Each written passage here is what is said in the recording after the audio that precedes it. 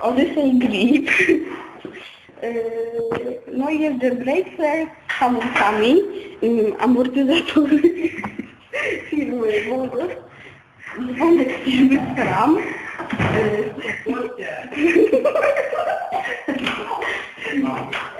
kosz ten jest z firmy Mongo, łańcuch był kradziony. Dobra, i tu są palety, bo ja na tym przegrać. Jest cicho. A więc opony Odyseja ultra lekkie. Dobra, to są palety. Raz, dwa, trzy, cztery. Nie chce mi się liczyć, ale parę przerzutek. No, ale się poszło. Światełko odblaskowe. A, to dawaj tą paletę tutaj wstaw.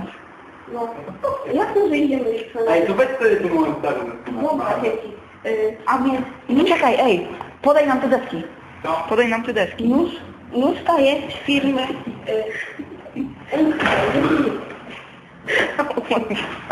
a więc tutaj wam bajkę.